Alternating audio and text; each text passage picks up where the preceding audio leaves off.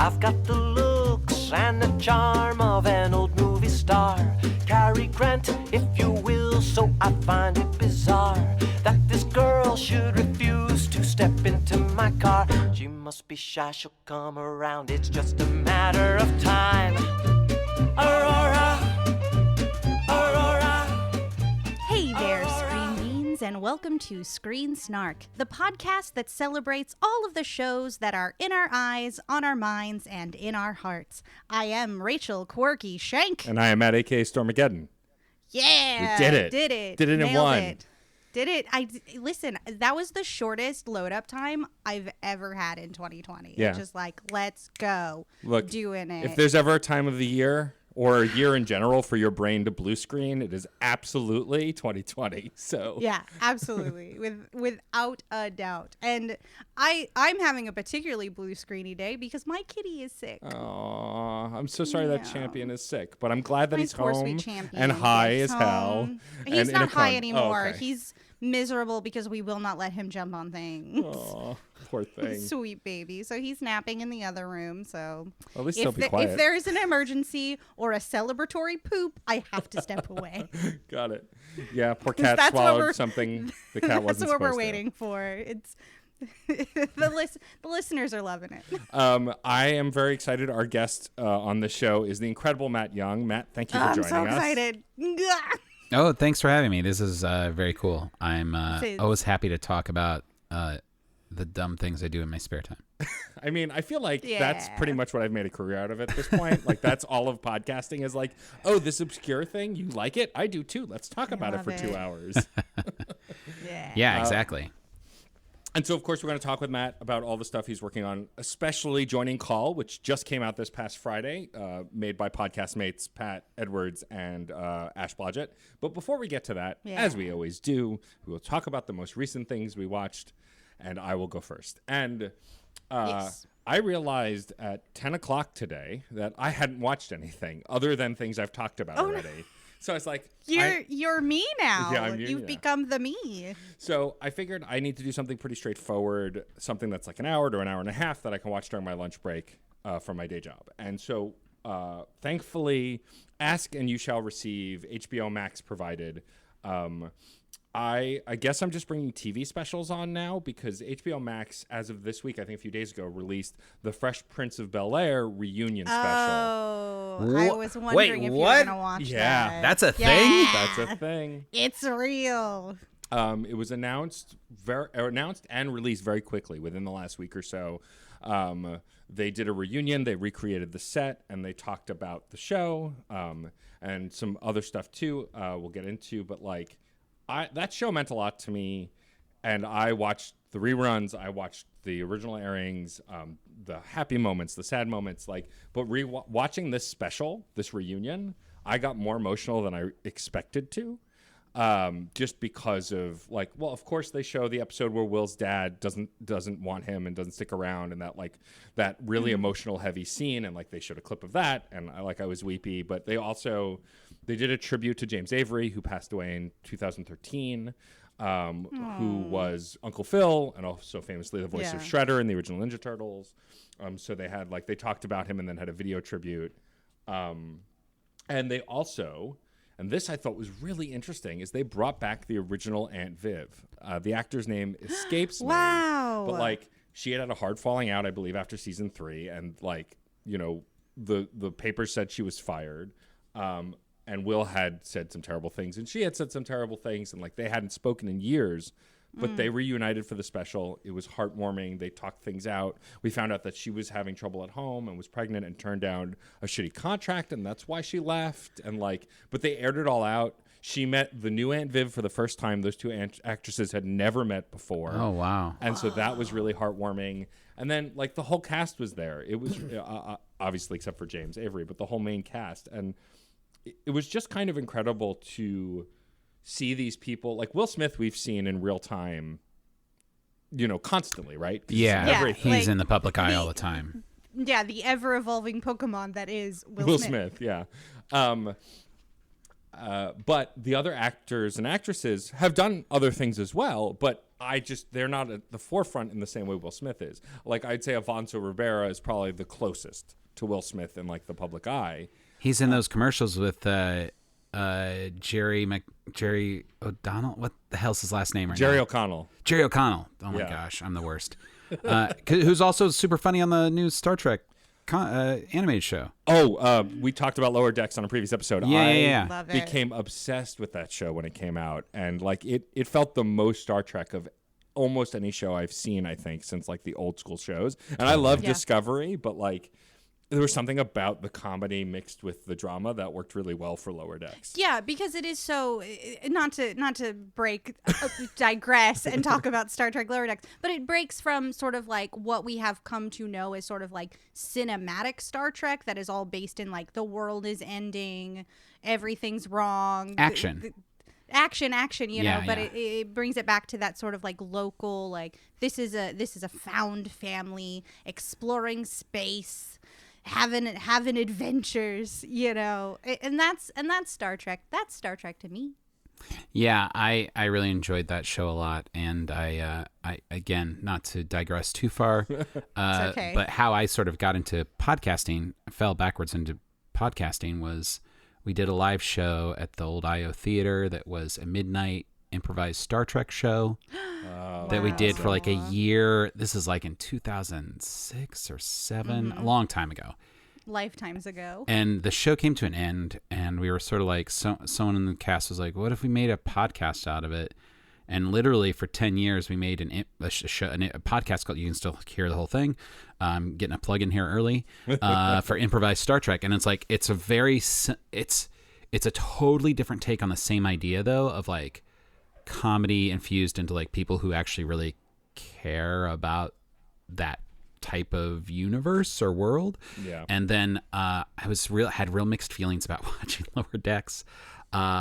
But Tawny Newsom's awesome, and she's, I love her, and she's like a person I know a little bit, and think she's great in person and in everything she's in. And I was like, oh, this is actually awesome and very different than what we did. Yeah. And I was like, these can live side by side, and that twinge of like jealousy kind of went away, you know. Exactly. I was like, oh, they did the thing that I did for fake for so long. Yeah, I love her, and we had watched Space Force, me and my partner, first, and she's great in that. And so then when she was in Lower Decks, I was like, this voice sounds familiar, and I looked it up, and it was Tawny, and I was like, she is just like, her range is incredible, and so this show was a blast. But yeah, so going back to the Fresh Prince special, like I expected to enjoy it and laugh. I didn't expect to cry, and I'm a mush. Like, it doesn't take much to get me to cry. But like when they showed the James Avery tribute, and like I was just like, I was in tears and they were in tears. Aww. And like then when they brought the old Aunt Viv back to talk about what had happened, and Will and her connected one-on-one first before they brought her out to hang out with the rest of the cast that she also hadn't seen in like 20-something years. It was just so powerful. Like, if you're a fan of that show at all, and I feel like if you like comedy, it's impossible to not be a fan of that show to some level or another. Like, this is a special worth watching. Like, that's really cool. Yeah. I only have a passing familiarity with it. I think it was like on while I was in college mostly, and I feel like there's like a black hole of TV I didn't watch while I was in college because I don't know. It was harder somehow. My schedule was weirder, and like we would tape things sometimes. I think like there's a handful of things we would tape to like keep up with, but we just didn't. There was no streaming yet, and you just couldn't do all that. And but one of my absolute favorite things about the Fresh Prince is the fact that whenever Jeff is on, he is dressed the same so that they can throw him out the door with the same stock footage. Yes, and they actually talk about That's amazing to me. What a great bit. What a great bit. Brilliant. Yeah, oh no. Jazzy Jeff talks about that in the special. He talks about how they would film them, like the first couple were like they just filmed them that day on set. Yeah. And then after a while they were like, well, what if we did that? And so he filmed hundreds of them. And then every time he walked into the room in that shirt, you're like, oh, I know it's coming. And like and then he just tossed out the door by Uncle Phil. But the best part is they talk a lot about the meta of the show too. Like there's an episode where they go backstage and they play faux versions of themselves. They talk about, like, there was an episode where Carlton freaks out about something, and I don't remember the full premise of the episode, but I remember this scene where Carlton freaks out and drags himself across the kitchen floor and then runs out the door and then runs into another scene set up for another shot and then runs up into the audience and then runs into another scene in like the cafe at the school, which wasn't even in the episode, and like just keeps running through all these scenes. And then they just came back to the show, and it was like, yeah, there's like, and Will always acknowledged the fourth wall. It was a brilliantly written show for the time that still holds up now. And like some of the comedy that stands out the most to me is because Will is at heart a musician and a rapper. Like, of course, the Jump On It episode where they do the dance in the dance competition, like, and they've spoofed that so many times. And then the Carlton dance, like, this is a thing that Alfonso Ribeiro had a difficult relationship with for a while because he felt very one note, but now he's kind of like re-embraced it and will always do it, and it's just those kind of, these characters felt really human, and then these actors on the special felt very human. It was just really like, I wanted to watch it because I was like, oh, I like Will Smith and I like The Fresh Prince, I'll check it out. And then like I was sobbing by the end. I was like, this is beautiful. So I think that dear listener, if you are a Fresh Prince fan, passing or not, or just curious about the show and the inner workings of it, I think it's definitely a worthwhile watch. And it's only about an hour and 15 minutes or an hour and 20 minutes. Like it's like a short movie. It's on HBO Max. Yeah, it was great. If you and it's just a roundtable discussion. They don't do any like script reads or anything. So it's a roundtable in the old original living room set. They don't do any script reads, but they do cutaways to scenes. They watch videos. They show some old auditions, and then like the second half is kind of documentarian where they talk to the original Aunt Viv, and like Will and her reconcile on camera, and then she comes to hang out with the rest of the cast. Like all of that was very like documentary style, and then it comes back to this like discussion as they wrap stuff up. So you've piqued my interest, and I think I will check this out. But I have to ask a little more info about: is it an awkward moment when the original Aunt Viv and Will first confront each other? Is it like tense, or does it seem like it's already kind of resolved? So it doesn't feel tense immediately, but then when they're sitting together, you can feel the tenseness. Like you can tell that they're both were mad at each other, and they're trying to not be and they don't want to be anymore, and that they don't have the whole picture. And like Will was an angry 21-year-old trying to protect his legacy with the show, and she was a pregnant woman who was being abused at home, and this is like the origin of the angry black woman like curse for like black actresses. Like Will said she was difficult, and when you said that about a black actress especially, like it was the kiss of death. She lost her career, her family stopped speaking to her, like it ruined her career.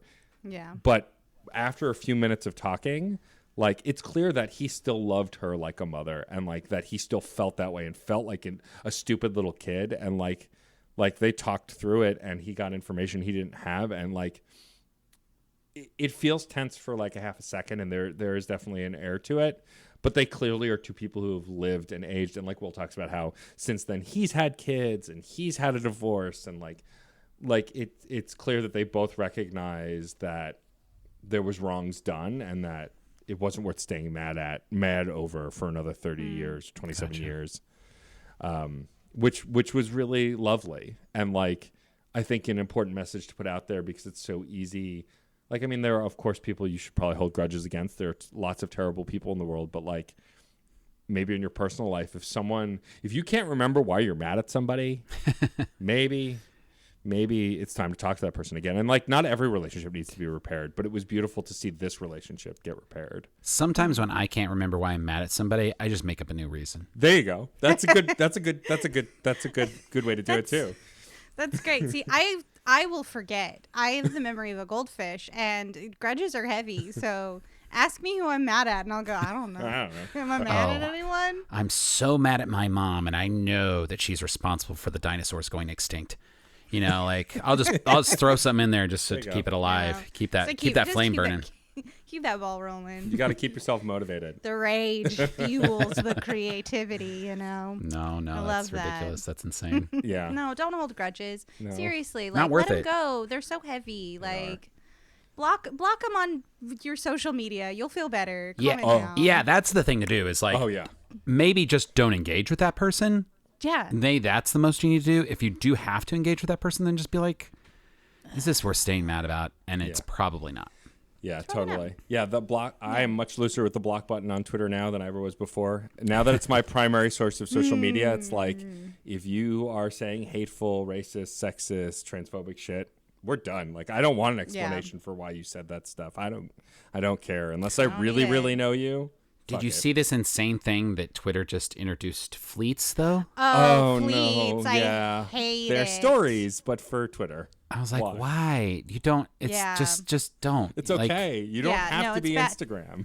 Also, correct me if I'm wrong, but fleets are now an apparatus where, like, if you have blocked someone on your Twitter, they can still like tag you in a fleet. Oh no. Yes. They And can. so now, if like two people have like blocked one another and one of them who is like vengeful and is not letting go of that grudge and needs to move on, so it's like, I'm going to sick my followers on this person Yeah. from my fleets. They can now. And fleets go directly to your DMs Correct. instead of like to a comment thread. Fleets are bad. Yeah. They're Why? bad and awful, and don't do them. Oh, that makes me so insanely annoyed. Yeah. I'm lucky because I only use Twitter is like a one-way street for me. I put things into it and I never look at it. I like occasionally the way to if do someone it. asks me at something, I'll look at it, but like I never scroll through it. I just don't care. Yeah. I never read comments on videos. I just like it's not that I don't care what people think. Obviously, I'm an actor. I care a lot about what people think. It's an illness in my brain.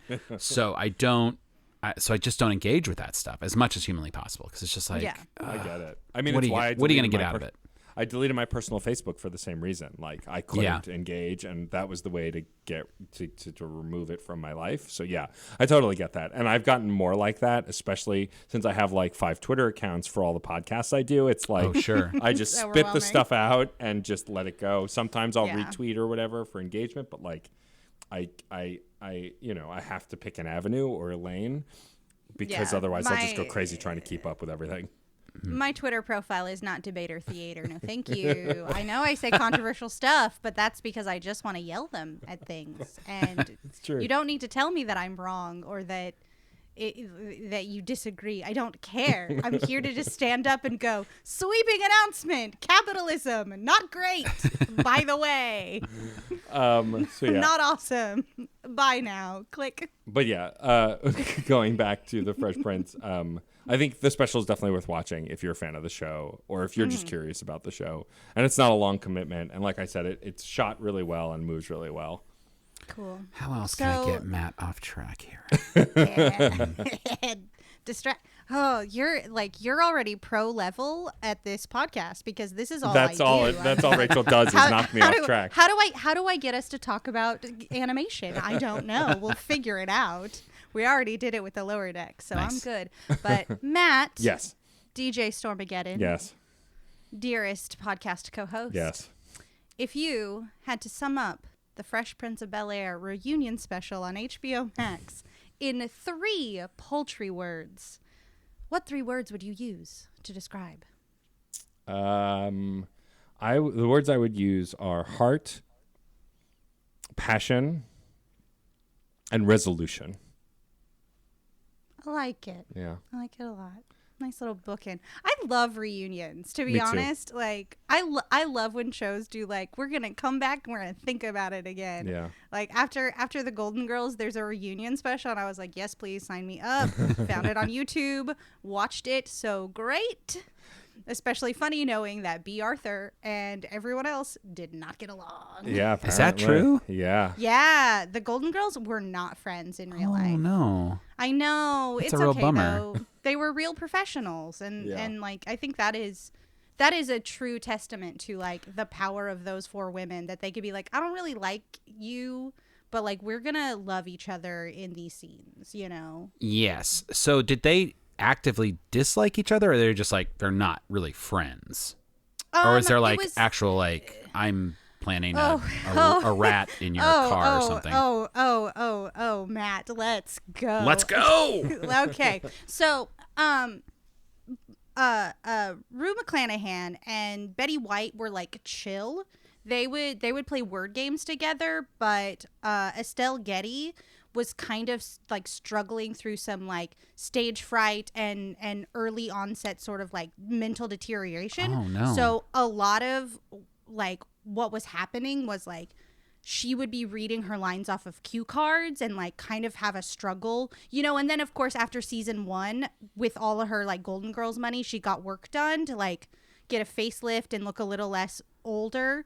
And that was kind of like a weird sticking point. Already playing older. So like her time in the makeup chair was just like increased. And so it was just kind of a problem. And then of course like B. Arthur came in, and you know, a lot of what B. Arthur had to do was like live through Dorothy Zbornak, who is told all the time, like, you're so ugly, you're so weird, you're so undateable, you're so unlovable, and all of that. And that was a problem. But also B was just like, I'm here to work and that's it. Like, we're not cool, we're not friends. So they were all like professional, but the camaraderie and the like found family like thing that they're doing on screen, that chemistry that they have, that like comedic timing, and that like that feeling of like these people love each other and would die for each other, completely like actor craft. Like, wow, that's astonishing. That's nuts, really right? impressive. I know, it was really,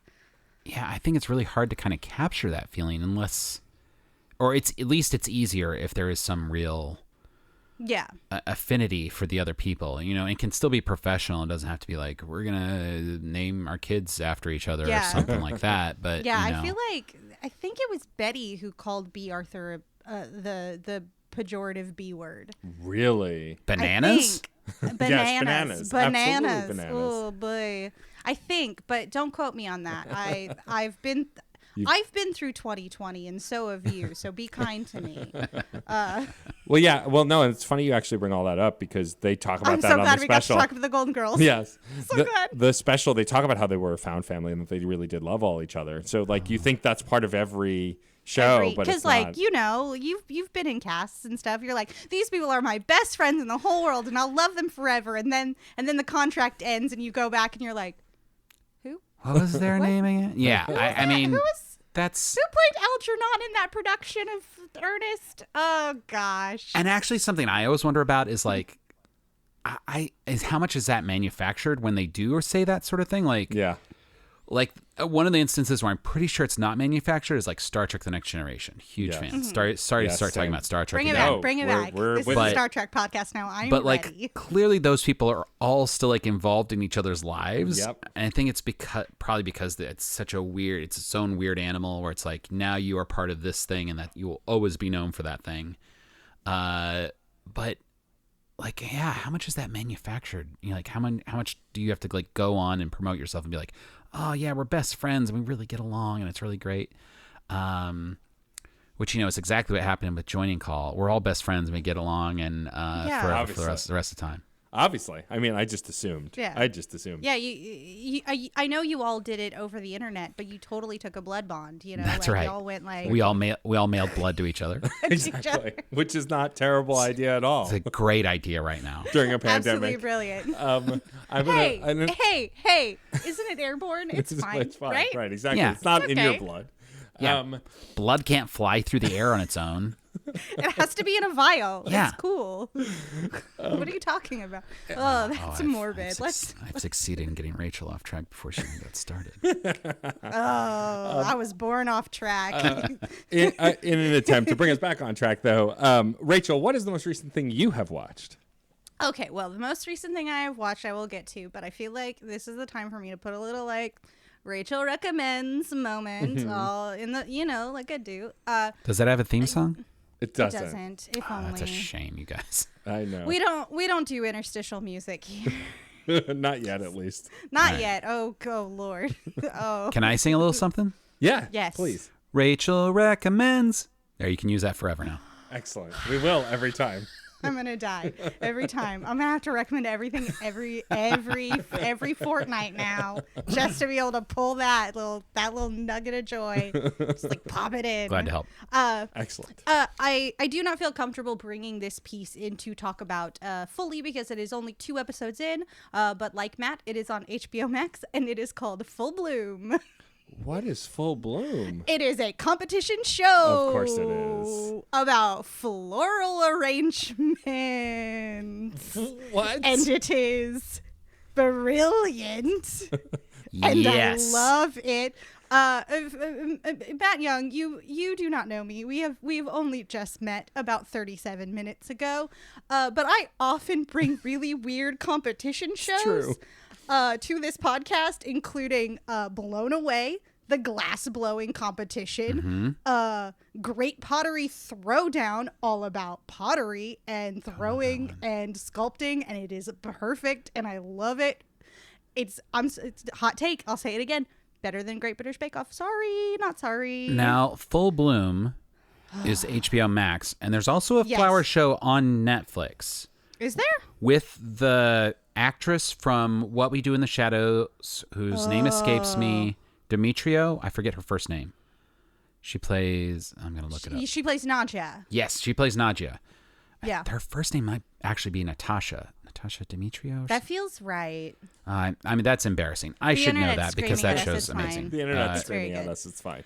It's cool. Look, she's probably listening right now, and she's really mad at me, and she's never gonna Oh forgive my me. gosh. No, come on never. the show. Come on the I'm- show. Matt Young won't be here next time. Don't worry about it. It's all right. I'll mail her my blood.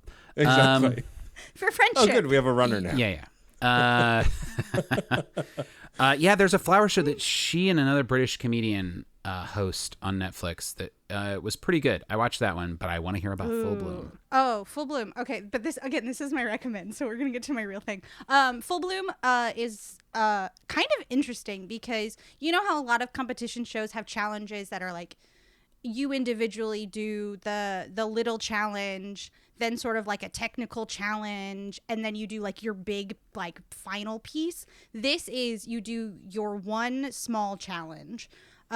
So far they've done sort of like just a waterfall arrangement, and then the other one's sort of like a floating biotrope, kind of like you have to use like nylon wire and make it look like it's floating in the air. But their big challenge is a group challenge. Ooh. Oh. So the winner of the previous challenge has to be the team leader for one team, and the person who came in second place in the challenge is the team leader for the other. So they have to like work together and do really big floral arrangements. Like one is a giant canvas, and the other one is like a shop window. And so they all have to like collaborate. And so the elimination is like which of the two teams lost, who was the worst member in that team. You have to go home. Oh, It's wow. That's insane because it's bringing that drama of like interpersonal relations and like working together on a team where it's just like, who was the weakest person on your team? And it's just like, well, it was this person and this is why. And it's Oh boy. brilliantly That's- upsetting. That's wonderful. That's really Oh, I great. love it. I live for it. Just because, you know, it's low stakes drama where it's just like, I didn't like the way that so-and-so did the floral arrangement on the sunflowers, you know? Well, here's a little teaser for when we get to me. Genius. My stuff will be even lower stakes. So go ahead. Ah, excellent. I love it. By the way, I But- looked it up. The Big Flower Fight is the That's Netflix right. show. Well, that's what I'm going to watch while I wait for more episodes of Full Bloom. It's- Because I've also been watching Forged by Fire, but Yeah. I've only watched a couple of those, and it's so weird. Big Flower Fight follows the formula a little more closely of like what modern kind of competition shows are, I think, to a detriment. So I think what you're talking about, I think Full Bloom sounds a little more interesting. Yeah, it's really fascinating because all of a sudden, like, not only are these very talented floral arrangers having to showcase their talent, but also be good at delegating and working together to make a project that is like cohesive. So it's like the winner sort of picks the aesthetic and everybody else sort of has to help execute it. It's really cool. That's I awesome. really like it. Do people then get eliminated? Yes. After the big team face off. So that's when the elimination happens. So you're saying there's like this interpersonal stuff, and they're like, well, this person did blah blah blah and blah blah blah. So it's a little Survivor style-y at that point, where it's like a little bit, because Interesting. the judges, who are all also like very famous floral arrangers, there's no MC to this one. They like, it's really like documentary, like narrative free style, just like shooting it. So they're like, okay, so your team didn't win the challenge. Team captain, who is the weakest in your group and why? And then that person gets to sort of like explain why they're not the weakest and what was going on. And then also the judges are watching the whole progress happen. So if they notice someone else is also sort of like not up on the challenge, they're like, hey, you, Tiffany, what was your Tiffany. job in the worst. thing? And then Tiffany's like, well, I was putting the hydrangeas in the basket. I don't know. Tiffany, the hydrangeas don't go in the basket. No. Oh my God. Damn it, Tiffany. Damn it. Go home. You're Ugh. done. You're fired. Yeah, and I gotta say, very gay. It's very gay. I mean, that I love makes every everything second of better. it. It's so very good. sounds good. That's I love it. excellent. Oh, it's great. I love it. It's only 2 episodes in, so that's not even the thing I brought. So what is the thing you brought? Oh wait, before you get to completely- that, drop Yes. in that thing I Okay. sang before right here. Rachel recommends. Oh yeah. Okay. All right, excellent. Awesome. Wait, I gotta write down the timestamp on that so I remember.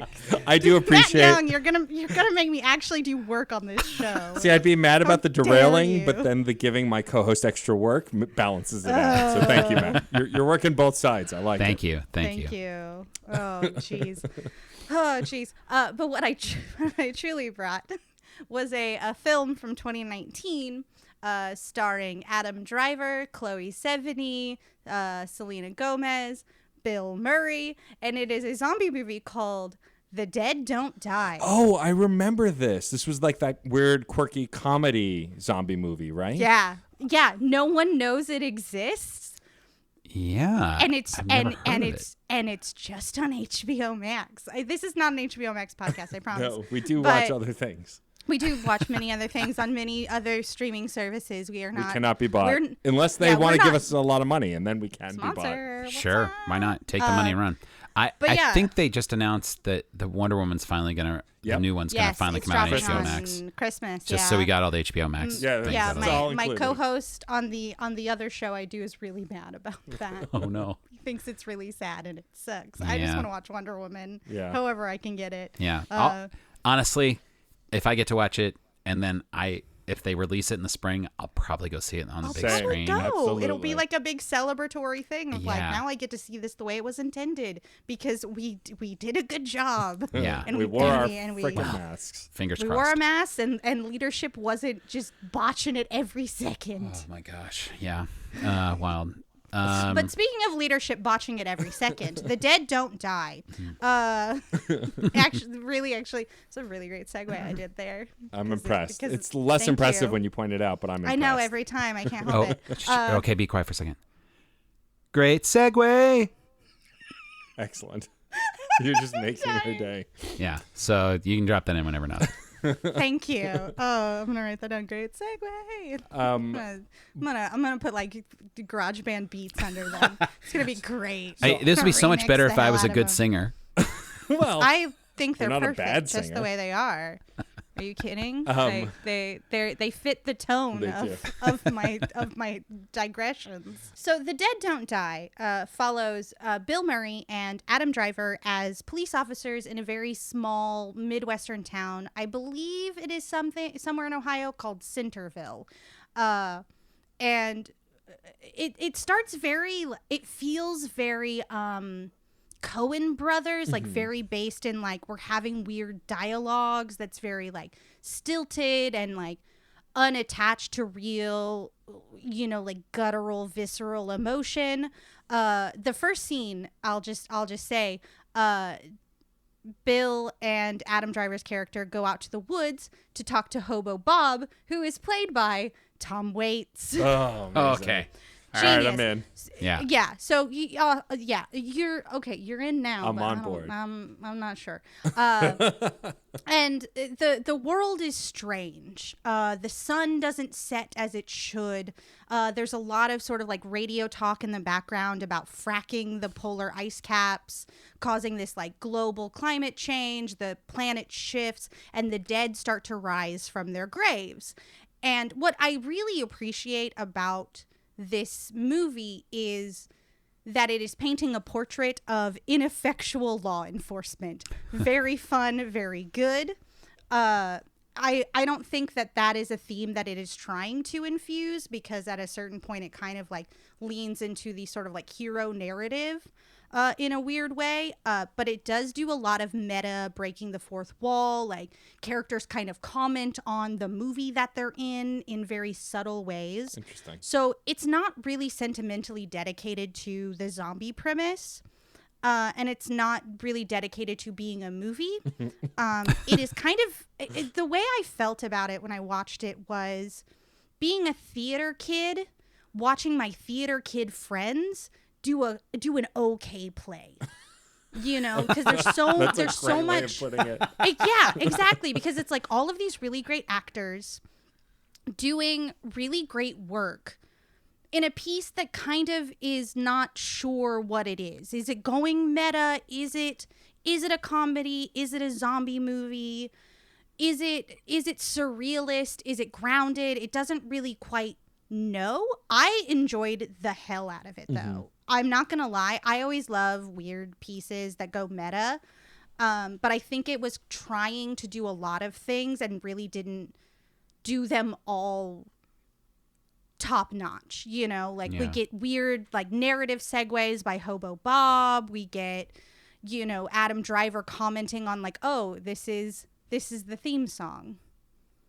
What? This is the theme song. Because they play the song The Dead Don't Die by who's that country artist? They said it so many times and the internet is screaming at me now. But like the song plays on repeat, which is really funny and like kind of pays off in its repetition. Like, it's kind of the only song with lyrics that you get again and again and again, and everyone's kind of like, oh, I love this song. I love this song. It's a great song. And it's literally a song called The Dead Don't Die. Interesting. And it's weird. It's like that piece. I'm gonna take it even further in the college theater thing. It is not just a play that's okay that you don't like. It's a play that someone who's on the director path or the writer path of the theater program wrote, and you're just like, I see your potential. I see what you're doing with your script. I see it. I think it needed like 4 or 5 more passes to really like tighten this and make it really fun and energetic in the way that you want. Because like even if you're doing sort of like this nonplussed sort of like casual Adam Driver saying, oh, I think it's zombies. Ghouls. The way Adam Driver says ghouls, though, it's worth the price of admission. No joke. And so it just kind of doesn't blow me away, but I would totally rewatch it at like a party if we ever had parties again, just to be like, let's watch The Dead Don't Die and make drinking game rules of just like the things that are happening. But it's not culty enough to get that cult classic status. Yeah. It's still kind of like clean. It's still very, you know, it's still very like trying to be a really cool film, but it's not. Again, like I said, it's kind of like trying to do a lot of things but not quite getting it. But I'm not gonna lie, watch it for the dialogue pieces. Like Steve Buscemi sitting in a diner next to Danny Glover wearing a red hat that says "Make America White Again" is brilliant. Literally so brilliant, because like Steve Buscemi's just sitting in this diner being a racist asshole, and the people are so uncomfortable. It's acted beautifully. It is a great lesson in very good actors doing really good work on something that still needed some tinkering. Interesting. I really liked it. I didn't think it was great, but it's something that I really appreciate for what it was trying to do and like how it was brought to fruition through direction and acting. Does it feel like that? The Dead Don't Die. I just want to say the title again. Go ahead. Does it feel like that hero arc that you said kind of like they're kind of subverting it at first and then they kind of lean into it? Is that what's kind of undercuts it a little bit? I think it is just because so much of this narrative is following these like police officers, Adam, Bill, and Chloe Sevigny, in a crisis, being ineffectual and spending more time like living in their experience about it, or not really moving the bar forward to like help protect people. They're kind of letting people do their own thing, and that leads to a lot of trouble. And it's like, oh cool, yeah, leadership can sometimes go awry because we have nice people but maybe not qualified people in charge of like health and safety. And it's kind of interesting, but because it sort of leans into that sort of like Shaun of the Dead, like grab your weapons and do the thing, it kind of undercuts that. And also I do believe that I think they're both writer and director on this, wanted to make this sort of a global climate change allegory. So there's definitely sort of like this feeling of like, we get it. The polar ice cap fracking bad. It's bad. It's bad and it made zombies. We get it. And it gets really heavy handed with that message at the end. So watch it for the chemistry that all of the performers have with one another. But if you're like a diehard, like zombie movies gotta be like Romero, skip this one. No, I'm definitely not that person at all. Yeah, I would deeply recommend it just because I want other people to know that this movie exists because it's got such a bizarre, amazing cast in it. And you just keep dropping nuggets of like, holy shit, Danny Glover's in it? What's going on? Like, I Danny gotta see Glover's that. in it. Yeah, it's great. And there's this cute little gas station run by this nerd that everyone keeps calling Frodo Baggins, and I'm just like, I love it. I love it. Yeah, I remember seeing the trailer for it and thinking it was like Fargo meets zombies. Like that's where my brain went from the trailer, and so it's sort of there. But it's funny. I completely forgot it existed after seeing the trailer. And I'm guessing it was probably meant for theaters and then got dropped on HBO Max, or did it get a theatrical release last year? I have no idea. Okay, yeah, because I have no idea either. But I mean, because it's kind of that movie where I'm like, did it get a theatrical release? And everybody just like buried it. Like everyone was like, oh, we'll not do that, but we'll put it on a streaming service, and like someone will idly come across it and talk about it on a podcast. That'd be great. And here that's how we're gonna get the money. Exactly, that's how you get the big bucks. Well, if you had to sum up Zombies Don't Die without using the words... The Dead Don't Die. Oh, The Dead Don't Die. Excuse me. If you had to sum up The Dead Don't Die without using the words The Dead Don't or Die, how would you sum it up in just 3 words? Not meta enough. Ooh, okay. Nice. Well done. Because I live for meta. Are you kidding? I mean, meta. I love a good meta, like fourth wall break. When you do meta like when you nail meta... I am so in. And the first moment that like Adam Driver's character sort of like breaks that suspension of disbelief, I'm like, are we doing this? Are we doing this for real? And then it's just kind of like typical zombie movie, like everyone's confused. Carol Kane is a zombie. It's great. Excellent. I love Carol Kane. I just want to drop that last one and be boof, zombie. Carol Kane is the reason I originally watched Kimmy Schmidt. Ended up loving the rest of the cast, but like I just love. She's just always so good and so funny, especially in comedies. Again, not a great movie. Highly recommended. Okay, great. Interesting. I have a question about doing things that go meta. Just because I'm curious.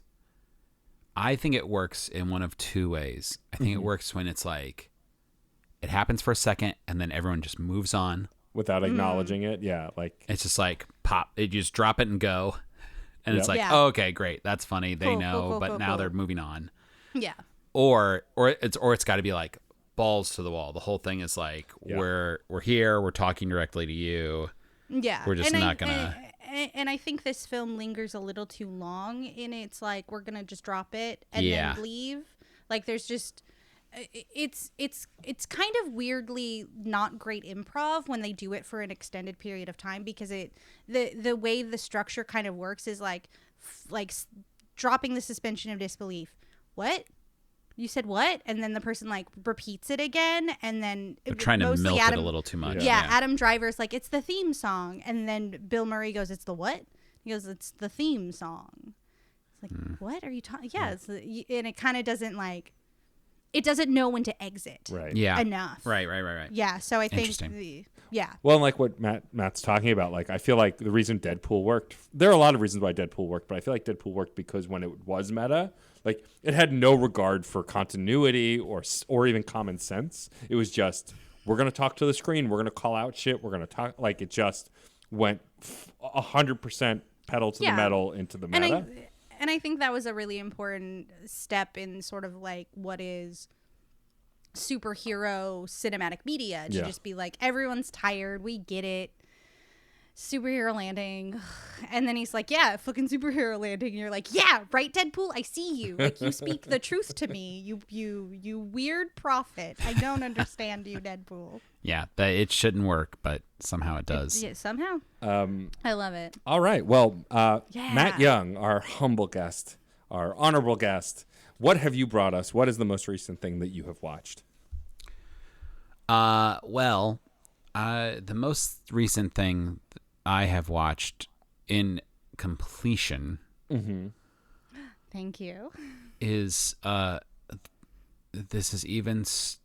I don't want to pass a judgment on Full Bloom, but I'm gonna judge what I'm bringing to the table.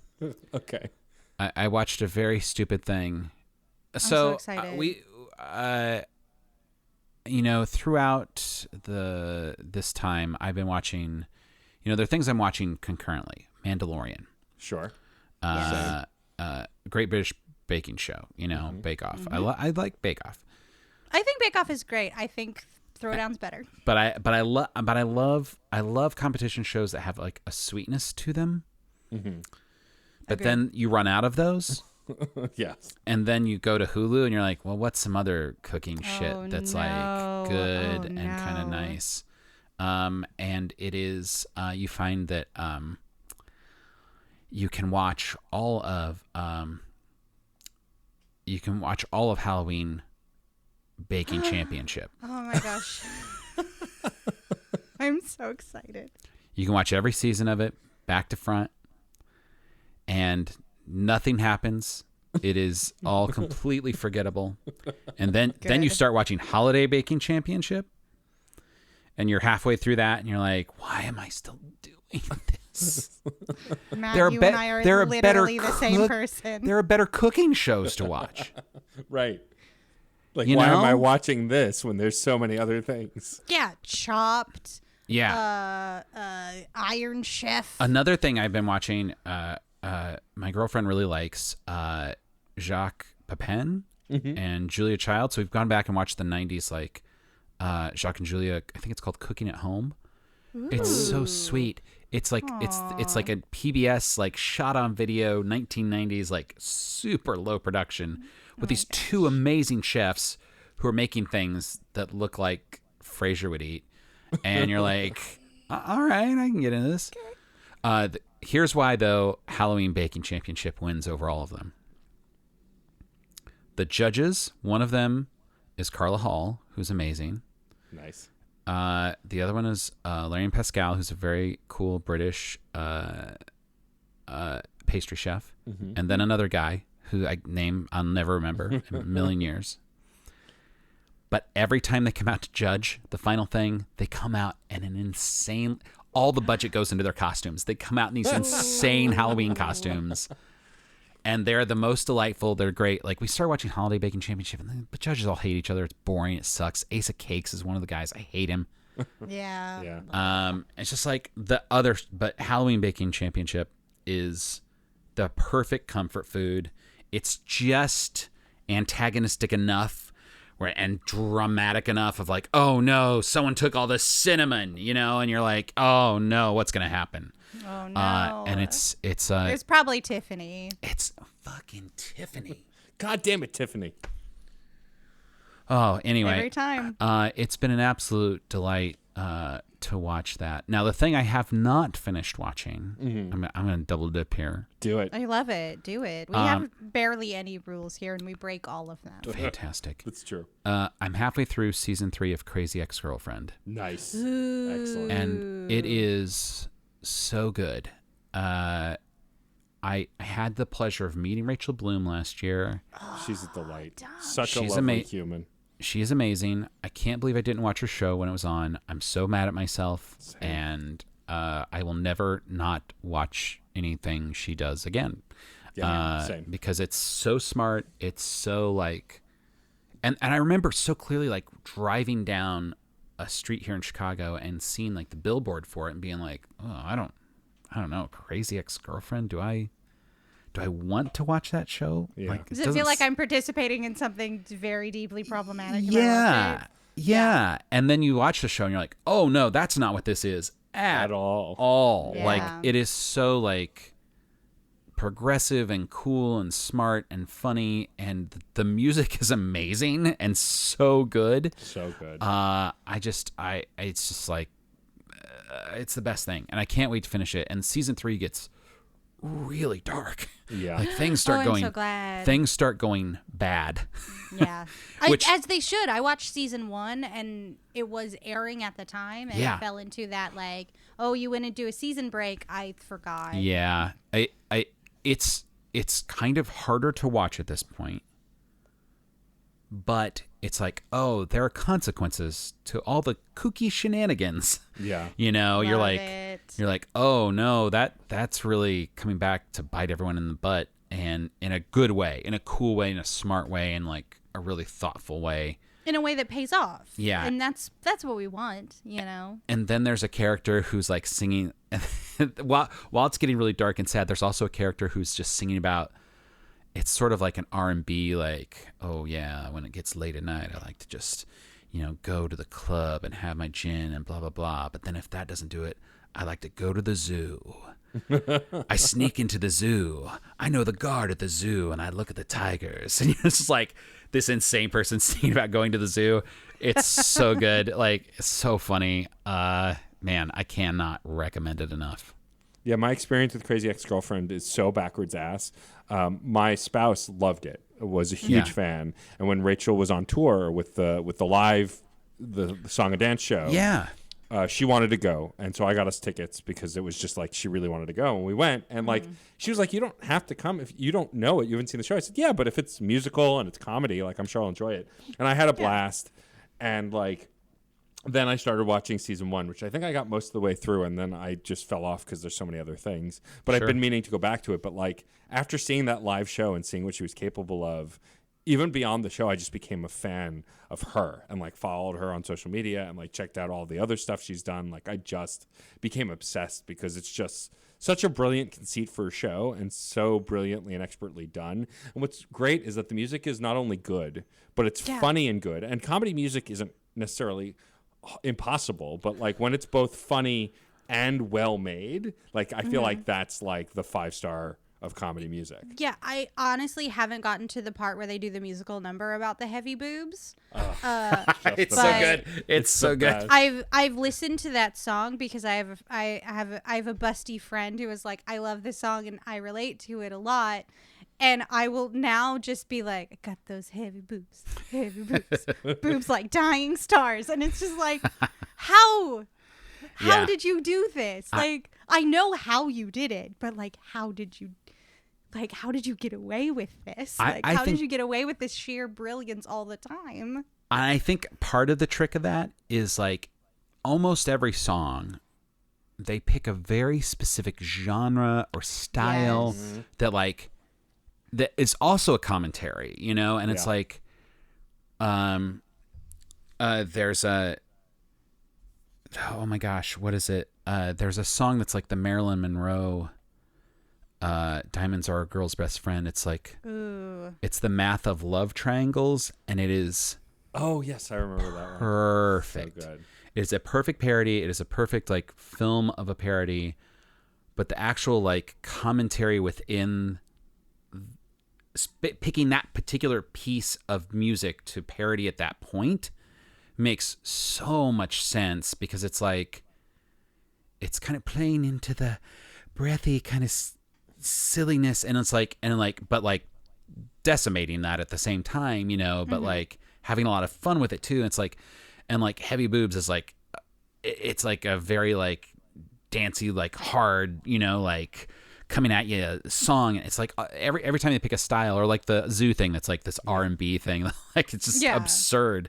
It's so good. Or like the the UTI song is one of those like great musical theater pieces that is absolutely telling a brilliant story, giving you so much internal life to a character. Like every musical number is so good. It's one of those where I'm like, I just want to listen to all the songs, but I want to watch the show so badly. And there's a song that Paula sings at the end of towards the end of the first season, I think, that's very much a Gypsy Rose Lee, like the things you made me do for you, that becomes like a motif that other people sing, and like they start to like then play within their own things they've created, and you're like, oh, cool, this is neat, this is like so smart. It's just so smart. Yeah. Anyway, it's great. I love it. I'm mad I didn't watch it when it was first on. I'm sorry, Rachel. I'll send you some blood. Matt Young recommends. There you that go. Was good. That's well done. I can't sing. I'm not even going to try.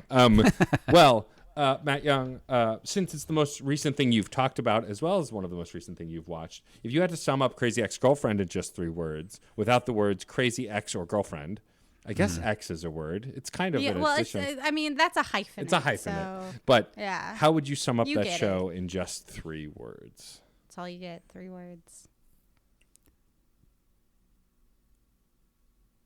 Poignant musical comedy. Yes. Love it. Excellent. Ace in the hole. Expertly Right there. executed. Like And Halloween Baking Championship. Yes. Halloween Baking Championship. Perfect. Beautiful. Wait, Done. you know what? We're For the done. recommend, you can always just use the You just the words of the show. Just use the title. You did It's it. fine. I mean, it's For recommend? It's right there in the title. You're getting Yeah. exactly what you signed up for. Yeah. For my 3 word for Full Bloom. Full Bloom. Watch. You don't even need 3 words. Watch. There you go. Tacked it on. Love it. But seriously, watch along with me because it is airing weekly, and I just want to talk to people about these incredible characters and their floral arrangements. That's all I want. I need to figure out if I have HBO Max. If you had HBO Go, you have it because it just Okay. transferred over. So if you Yeah. had I've got- HBO, if you have I've HBO, got it then. Yep, then you definitely have it. That's They how are long it's the been since I same. logged in. It is the same. Got it. Well, this has been delightful so far. Matt, thank you so much. Thank you. For just engaging with us. But let's move on to the interview section. And first thing I want to talk about is how we got connected to you, which is through the incredible Ash Blodgett and Pat Edwards. We've had your co-star Brendan Hertzberger on in the previous episode, talking a little bit about Joining Call. But I'd love for you to talk about how you got involved with Joining Call and a little bit about the character you play in this upcoming short film. Yeah. Well, I met Ash a while ago at a podcast event of some type. I don't remember which one because honestly, they're all a blur. Yeah. But then we got connected, and I ended up doing an episode of Let's Rewatch a little while ago, a couple of years ago now. Yeah. We watched Lady Hawk. Nice. And Ash is just cool. She makes So cool awesome. things, and like she asked me to do something. I'm like, yeah, I'll do it. So early in the pandemic, she kind of reached out and said, like, I'm working on this short film. It's going to be all remote. Do you want to be in it? And I was like, yeah, great. Send me a script and let me make sure I'm not doing something insane. And I'm like, but yeah, I guess, yeah, it sounds great. And my character is super fun. He is named Seth. He's the one in the group of this D&D players who are playing online during the pandemic, who is like way too into it. Good. Excellent. He cosplays while no one else is cosplaying. He's doing a character voice. He just will not drop that character. And I think we've all probably met that person who you're like, this is exhausting. Just be normal right now. Oh, your hand is raised, Rachel. Oh, Or are you sorry. saying that's you? She is that That's person. you? Yeah, I feel like every time we bring someone from Joining Call into this, and they're like, "I'm the character that's way too drunk. I'm the character that's way too into the game and Yeah. comes in costume. I am both those things.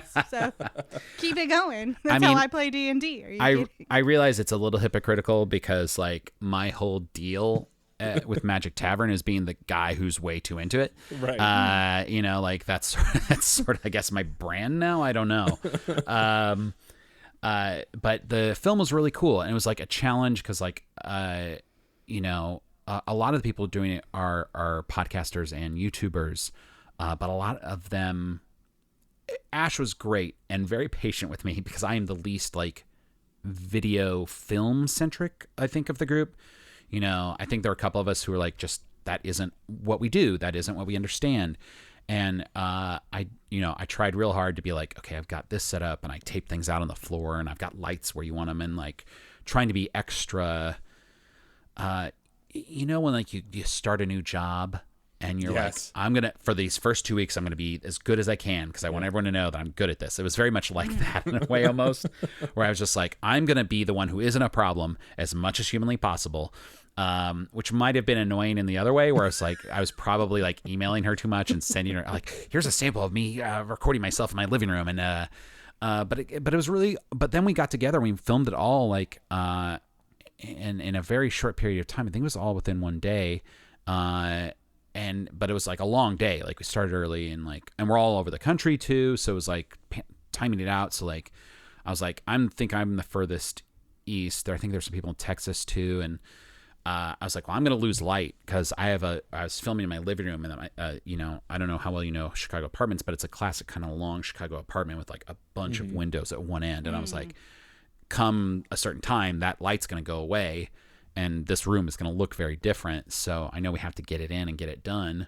And everyone was just super flexible and cool. And we did things in like pretty quick takes. We were like, had rehearsed enough and like, prepared enough, and like I was just so like nervous to mess up the technical part of it that I almost started to forget about the acting part of it. And then like on the day of, I was like, oh yeah, crap, I gotta know these lines, and I gotta make some choices here. And but it was fun to play with everyone, and it was surprisingly like cool. It was surprising how much we kind of got to play off of each other, even though you're worried about lights and you're worried about this and everyone's filming their own thing and you have to make sure all the videos are caught and all the audio tracks are caught and all the extra challenges of doing it remote. And then, Ash and Rose and Pat were also good about like making sure we felt comfortable and getting us prepared. And it's just like, it was a seamlessly easy experience for me. I don't know if Ash felt that way. I'm sure it was like a nightmare to actually like, delegate and manage all that. Yeah, don't worry. She did it like a total pro. We'll get Ash on the show so she can talk all the ish about it. She can tell you how exactly. what a nightmare I was. How it really went. Yeah. Yeah. Don't worry. Yeah, no. So I'm very excited to see the final product. We also have some great artwork. If you take a look at my Twitter at More People Happy, you'll see like the promo for it and the artwork they put together, which like they took photos of us and then put us all as our characters. And since I'm the only one who shows up in a costume, I had to take photos of me in that costume and then send them to this artist. So it's like, it actually looks like me in the film kind of, which is pretty cool. Yeah, it was a great experience. Like, I hope, like I said, I don't know how logistically nightmarish it was on the production side, but it'd be cool to try keep doing stuff like that. And, maybe get into a pattern where we're doing like one a week. Yeah, I'm saying that so Ash just like tries to murder me. Yeah, so she has a heart attack. Yeah. Wants to reach through. Ash. Yeah. We can do a couple of these a week, right? Right, Just knock 'em exactly. out. No it'll big be deal. fine. Yeah, every other day. It's cool. Yeah. We'll live it. As someone with multiple podcasts that are all bi-weekly, I thought for a minute about making one weekly, shifting the schedule. I had it banked, and I was like, no, that's a bad idea. That'll go poorly for me. It's fine. It's cool. Matt, my dear co-host, don't do that to yourself. I won't. We love you. Thank you. This is an intervention now. We love you. Don't do No this. more podcasts. To yourself. No more podcasts, and don't increase your release dates. Don't do it. I like you being happy and safe and comfortable and sane. Thanks. You're welcome. That's This my is- pep talk for you. This is a very sincere thing I'm about to say. I am all for doing new things and creating more stuff. But the thing that I learned that has made me so much happier as I've entered these golden years of my life is that I have to end things too. Yes. Like Absolutely. I just got to a point where I was like, okay, I've done this for a few years and it's okay to just stop and be like, that was that. And it was a great experience and I loved it. And I don't have to, I think there's like I think creative people, when they create something that they like and other people like, and you're like, it gets really hard to like let go of it, even when it's like, I just don't think this is like fulfilling me the way it did at one point. And the thing that's helped me do is like make space for new things. Like I don't think Hello from the Magic Tavern would have ever started if I hadn't kind of I was doing a lot of live shows here in Chicago through like mostly through IO Theater, which is closed now. Aw, But rest in peace, IO. Yeah. I had fun the couple times that I took the like road trip up to Chicago. I was like, let's go to IO. sure. So Yeah. but also like improv theaters as a concept kind of need to go. Like we as a society need to be a Matt Young and just let them go. Yes. I mean, I think something will come back and replace it and Yeah, be better and for be sure. more progressive and more inclusive and more everything that it needs to be. I don't know what that will be yet. I don't know when that will happen, but like, you know, and I had a lot of great years there and I was afforded a lot of opportunities because of that place. So it has a special place in my heart and it always will. You know, but ultimately, yeah, it was the time that I was able to like stop doing some live things, and then was like, okay, well now I've got some space. What am I gonna do? And that's when Arnie happened to come along and be like, I've got this idea, and I'm like, okay, I don't know, a podcast for people just I don't know. And he goes, but it's set in a magical world, and I go, I'm in it. Yeah. I'm in. Let's do it. Yeah. I'm like done. It was just Yeah. like enough of a twist, enough of a like, I hate to say gimmick, but it was like, well, that's something. It felt fresh, you know, and it's like I just need that sense of like every once in a while, like And- this thing's fresh and like we can have fun with playing in a new space. Yeah, and as somebody who listens to a lot of podcasts, you know, actual play or sort of comedic improv, like it really, not to like blow smoke, but like it really is very fresh. As a podcast, I find it really interesting and fun, like the rules that you all set up and sort of like you build things, you pay them off, you always honor the story as it goes along. And I think this is a really great segue to sort of like let our listeners who probably have listened to your podcast more than ours to sort of elucidate them about Hello from the Magic Tavern. Sort of like, what's the elevator pitch of this podcast that you are on? Yeah, Hello from the Magic Tavern is a fully improvised narrative comedy podcast where everything the comedians say becomes canon. So it's funny and great that we get lumped together with like real play podcasts a lot because it's kind of not what we are.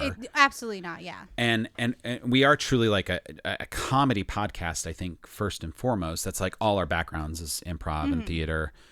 And but I love so many people in the real play. I'm not saying that wrong, right? Real play? Actual play. Actual or play. Oh my real gosh. plays. I like real play too. I think that's fun. Yeah, it's just real play. Hey, Exactly. Matt Young, let's rebrand it. Let's Right go. now. Yeah, We'll change right the now. genre. It's real play now, Real play. not fake play. There's real another. play. There's another thing for you. Another to drop in clip. later. Yeah, exactly. Yeah. Another drop. You know, like gonna like put a little like stutter in it. So like real play. I'm gonna take that to my real play podcast that I'll start tomorrow. Yeah, but I mean, I get it too because it has some similar DNA in terms of like, you know, we are inventing a world as we go, and we try to remember. Yeah, you're very gracious in saying that we pay everything off. I definitely think that is not true. Enough that like it in my little comedy brain can feel it. Yeah. Like, they're like, you don't pay off everything, but like you It would be pay off impossible. enough that you'll go, yes, I remember you bringing that up before. Yeah. Mostly about the buttholes. It does. We've backed off of that a little bit, but Yeah. in the last, it's been going for about almost 6 years now, and in that time we've accumulated a lot of canon, and at times the great thing is like ultimately like it's a magical world, so if we need to change something, like something can be changed. But we do try our best to honor it, and oddly enough, my character and the wizards in general kind of are one of the kind of concepts in the world that are the most fully fleshed out and have the most rules about them, to the point now that like people are like, we talked to a new person who wants to be on the show, and they're like, oh, I want to be a wizard who blah blah blah, and I'm like, you can't, that's the one thing you can't do, because wizards are this and they're this, and they're all born into the world because of blah blah blah, and I'm like, and it's such a bummer. Colors and and a duality, and it's like, but I was like, if you want to do that exact same idea but call yourself a sorcerer, let's go. Like, so there's always a solution to it. It's not really a problem. It's just like, I hate to like squash anyone's ideas when they're like being kind enough to pitch us like a couple of, usually when we bring a new person on, we say like, hey, what sounds fun to you? What's like a crazy idea? And especially at this point now where we've done so much, like people kind of do pitch similar ideas. And we're like, we've kind of done something like that. So like, what if we added this, or what if you did this second idea? Cause like, that's cool and fresh and new. But yeah, like it's the show is set in the magical land of Foon, and my friend Arnie plays himself, and he fell through a magical portal into that world from Earth, from behind a Burger King, and then he meets a talking badger who can shapeshift into anything he fornicates with, and he also meets me, my character Usador the Blue, who is a wizard. Kind of in the most, in a lot of ways, Usador is the most traditional high fantasy character in the show. He's very much cut from the same cloth as Gandalf or Merlin, but he just kind of, he's a great and powerful wizard, truly, but he is bad at being a friend and a person. He tries his best, but he's so consumed with these ideas of defeating the Dark Lord, the big bad villain of the show, that he sometimes isn't always as present or as as kind as he could be to his immediate friends. So it's a really fun show, and we've been doing it for a long time. Like I said, we've had a lot of cool guests on. Rachel Bloom came and did an episode last year. Awesome. Felicia Day very kindly came on and played an awesome character. Paul F. Tompkins, Andy Daly. About a year into the show, we joined the Earwolf Network, and so that kind of opened up this door to like a lot of cool LA comedians, and like it's been really cool to have them on and have them bring their own thing into it. And it's a show that I recommend. I recommend my own show. I think that's a good start. And if that feels weird for you, listener, I also recommend the show. So do I. Very unanimously. Very highly. It's unanimous. 3 out of 3 on this one. Likes Hello from the Magic Tavern. That's awesome. I'm so glad that but I think it's very cool that even though you're not necessarily doing D&D, you clearly know and understand D&D, and the people are drawing parallels. And if you're an active D&D player who's looking for a fantasy world with low stakes maybe, or just wants to laugh, I think some of my favorite podcasts I like because they're about something, but also because they're funny. I listen to NPR style stuff every so often, or documentary stuff every so often. But I feel like the way to my heart, especially this past year, is comedy, especially getting through the harder stuff. And being able to make people laugh is something anybody who says they laugh at anything I've said on any of my shows, I'm like, thank you. That's literally the highest compliment you could ever pay me. And I think it's lovely that Hello from the Magic Tavern gets to do that while still sowing the seeds of an actual narrative and actual story. I think that's really great. Yeah, and we made we took a break last year for a while between seasons 2 and 3. And in season 3 is kind of actually a good jumping on point if people don't want to go back all the way back to the beginning. Numbers, a lot of people obviously listen to the most recent episode and then go all the way back to the beginning, which I think is a great way to do it too. But if you feel like it's a little too daunting, it's a lot of episodes at this point. Season 3 is a great jumping on point because we actually like kind of start traveling and we start doing some different things and seeing some more of the world, which is really fun. But you still get all the banter and fun of these 3 idiots hanging out together. Another like kind of elevator pitch for it is we've kind of like always said it's Cheers in Middle Earth. So that's, that. And to the point of the D&D stuff, I think like one of the great things about it too is that it allows us to play with a lot of different genres and tropes. Like there are points where we're like in a very Harry Potter area when we go to the school, or, there's kind of some Game of Thrones things that get referenced, it's kind of a melding of all those ideas. And there's even like, there's this whole concept of other universes, and the whole show is bookended by this unreliable narrator who lives in a space bunker and is telling you the show isn't real, and you're like, what the hell's going on with that? And it felt like when we started the show, it seemed like it took forever to actually explain who he is. It was like people were like emailing us like, what is this guy? Stop telling me the show isn't real. I would just want to listen to the show. And we're like, no, that's part of the fun of it. It like is like you're not supposed to believe that guy, And we went back and we looked, and it was like we finally like do an episode with him on episode 10, which is like super early, but to us felt like, oh my God, we're so deep into this thing before we explained who this guy is. So there's a lot of different things to play with and have fun with. We've done some bonus series that do live behind a paywall on Stitcher, but like there's some great stuff there. One of my favorites, especially if you're a D&D person, spun out of a couple of the regular show episodes where a person came on and said, like, I want to be a person who in this world runs a role-playing game called Offices and Bosses. And It's so great. we get to play as our characters, and I play as John.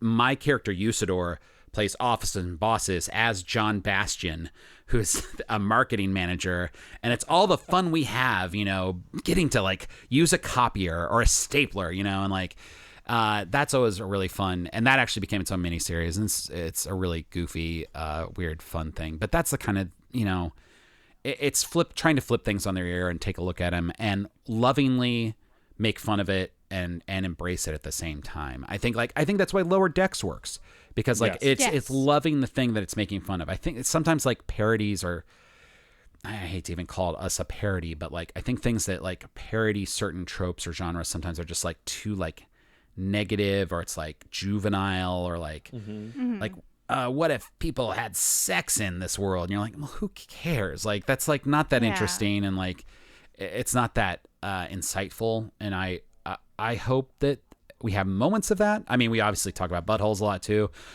so there is that element to it. Not mad. Over here, not mad. I like the idea of like the phrase taking the piss out of something, because like, yes, you've taken the piss out of a thing, but you've left all the vital organs. It's fine. That's Don't a great worry. way. Yeah, it's a great way to think about it. I love that. I never thought that literally about taking the piss out of something. That phrase. Sometimes I think about like things that. like that. No. Sometimes it's welcome to my No, brain thumbs up. and my podcast. Love it. Thank Love you. Thank you. I got a weird one over here. You were talking a little earlier about like ending things and stuff, and obviously Yep. Hello from the Magic Tavern has gone on for a while and will continue to go on. But like, have you ever, with your co-host, toyed with the idea of like, if we were to end it, how would we end it, or what would we spin off? Like, I'm just curious, not necessarily giving up the goat as far as if you did want to do that, but I'm just curious if that's ever come up. Yeah, give us the goat, man. We Hand it over. We've definitely toyed with the ideas of like, maybe where is all this going? Right. And I know that Arnie and I have had very kind of side-eye conversations where we don't quite want to say what we're thinking, where you're kind of looking at each other like, do you want to say what I'm thinking? I have a couple of ideas about how things might ultimately culminate in some sort of satisfying ending, which may even like not be the end of the show. Right. The show could morph or become something else or whatever at that point. It might be the end. And I know Arnie has said something similar to me of like he has some ideas, you know, and as honestly as the show's gone on, like we just recently started an arc where if you download like today's episode, we've gone back in time and through space, and my character Arnie and Adel's character Chunt are trapped in 1989 with 13-year-old Arnie. Wow. So, you know, we're trying to do some that's something I never thought we'd do. And then like it kind of came up out of this conversation, this idea that Arnie had, and it's like we're trying to like take control of different arcs and have like kind of like these more satisfying like self-contained arcs, because for some reason we decided our seasons are 100 episodes long, which is insane, and there's no reason for it. So don't let that stop you from listening either. Like just jump in somewhere. But you know, it's just a way to like, so I'm saying like, you know, things continue to morph, and I don't know where things will end up, and I don't know when they'll wrap up or if they'll wrap up. You know, and we've talked too about like what other versions of this might look like, and you know, it's always about like, well, what do we know, and what do we like, and what works, and what can we do to like turn what works on its head, right? And give it kind of some freshness, and kind of like The Dead Don't Die. You know, that really got me thinking when you're saying like it sort of undercuts its own. I think I said this actually. You didn't. This probably aren't your words, but like that kind of the hero narrative sort of like maybe takes away from it a little bit, or like, you know, that it's.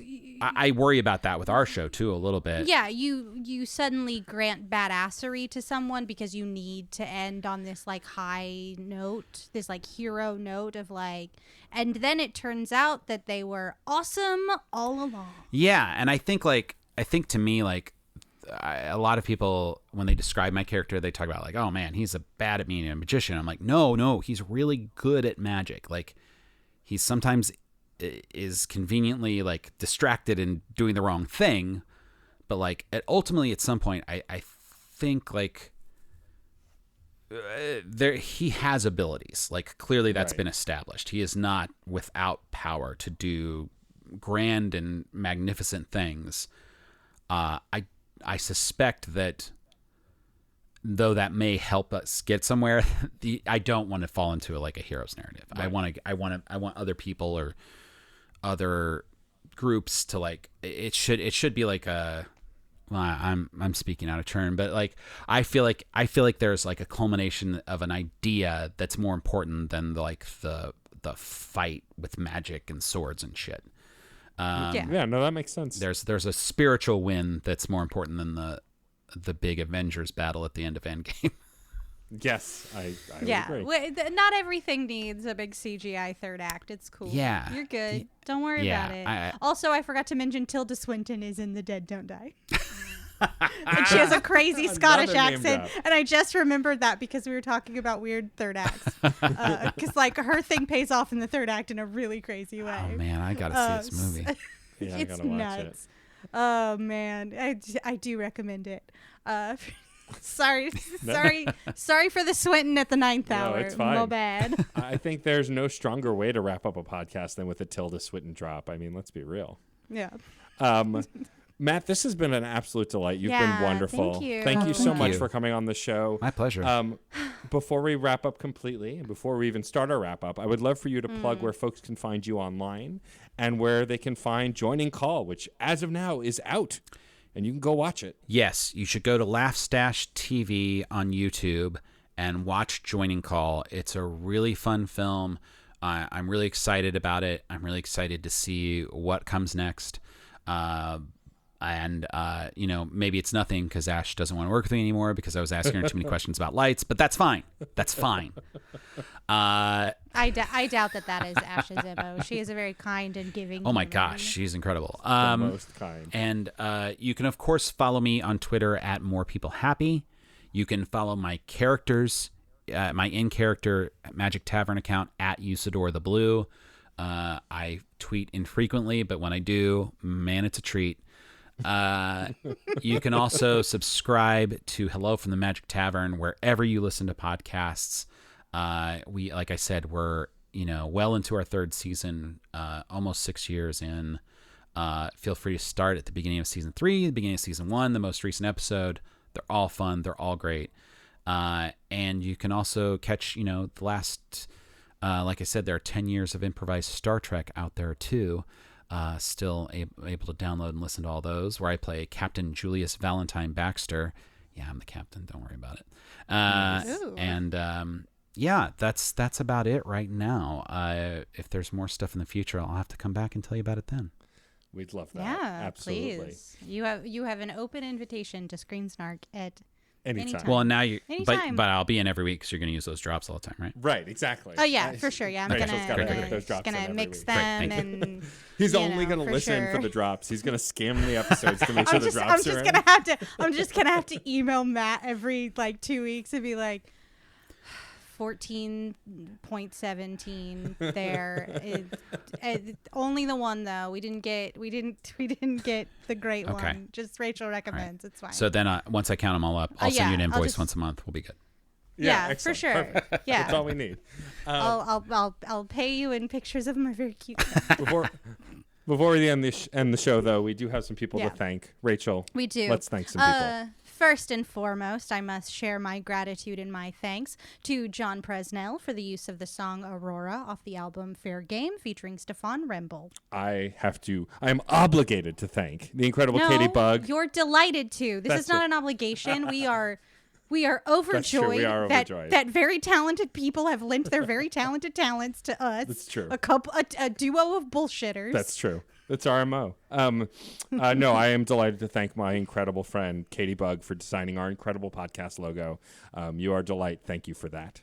Thank you. And of course, we have to thank the Certain Point of View Podcast Network for not firing us yet another time.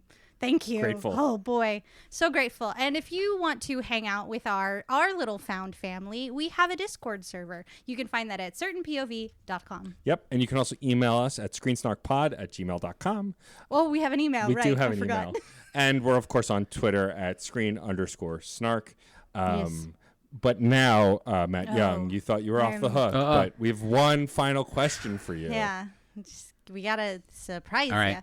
you. So Matt Young, I must know, as me and our listeners, we also must know, in the world of storytelling, specifically storytelling based in film and television, we have created many a trope, beautiful tropes. Gotta love a trope sometimes.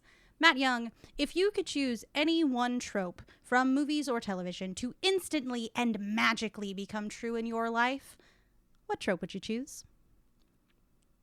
Oh my gosh, what a good question. I know, right? Well, there's a trope I think about a lot, but I don't know that it's one that I want. And it's a very weird specific trope. It's the trope where you wake up in the future and you don't know your own kid and you don't remember the last 10 years of your life. Oh my, I know. that's a sad trope. But then it turns out that it's some government agency is trying to trick you or something. Oh, and then it sort of stumbles backward into the chosen one narrative. A little bit, but it's usually more they made one mistake. You saw through there's one mistake, which I think is always really funny. One of my favorite examples. I'm gonna bring up Star Trek again. Yes, do Perfect. it. Is Commander Riker wakes up and he's got this kid he doesn't know, and then they show him the woman he's married to who died. He's like, I never knew her, and then he's like, I don't even know who it is, and they show her a picture of him, and it's someone he met on the holodeck, and he knows it's a hologram. but they scanned his brain, and they're like, this is the most perfect woman that should marry him. And he's like, no, I fell in love with a very special hologram. And then you're like, oh my God, you fucking creep. Wow.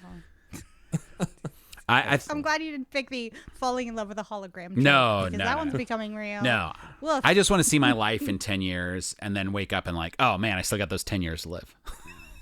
There you Ooh, go. nice. All right, good. Yeah. Yeah, I love that. Ooh, Way to turn seeing that seeing dark that, like, trope around into something positive. Get that horizon real close and then push it back and go, I'll get to you. Don't Yeah, worry. yeah, I'm exactly. fine. I love that. That's You great. can course Well, again, correct. Matt Young, thank you so much Thank you. for spending time with us. We deeply appreciate it. And I'm so excited to get to speak to you about stuff that I also like, that you make, that brings me joy. So I'm deeply grateful. Well, thank you. This has been a great time, and everyone just needs to go watch Joining Call on Laugh-Stash TV, and I will talk to you guys soon, I hope. Yes, True absolutely. professional. To wrap this up, of course, listeners, we thank you the most. I want to thank my gorgeous, stunning, and brilliant co-host, Rachel Quirky Shank. Stop it. You stop it. And I absolutely have to. I am bound to this by a vial of blood that was mailed to me to thank my co-host, Matt DJ Stormageddon. Thank you. And that was a brilliant tie-in. The comedy through line is complete, so I can finally say we will see you at the movies or on a couch somewhere. Bye-bye. Hillary, don't drink those vials of blood. Stop it! Stop it! Ah, fucking Hillary.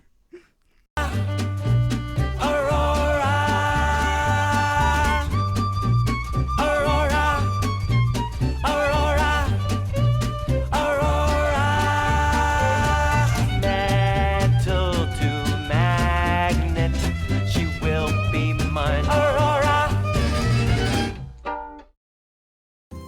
Why, hello there, podcast friend. I'm Ash Blodgett, co-host of the podcast Let's Rewatch. Together with my co-host and Red Opera D&D campaign writer Pat Edwards, we made a short film in quarantine called Joining Call. And it's finally coming out. The film is the story of a group of people trying to get together to play D&D via a video chat. But all the usual quarantine issues get in the way, such as kids, Daddy, is this Game of Thrones? Bobby, what are you doing? Daddy, No, come on, it's bedtime. poor internet connections, Thou must cast ye techno devils from thine magic picture box. couples at each other's throats, I want to blow some ogres up with a fireball. Why is your first instinct to always kill things? and more. Zoe, stop drinking. Oh, that reminds me, I haven't had the boss yet. The film basically takes a snapshot of what life is like right now through the lens of nerds. So join us on our quest November 20th over on my YouTube channel Laugh-Stash TV for the film's premiere. You can get there by going to youtube.com/laughstashtv. And that's stash as in STASH. Till then, I'll just be over here practicing my nat 20s. Ooh, critical hit. CPOV. CertainPOV.com.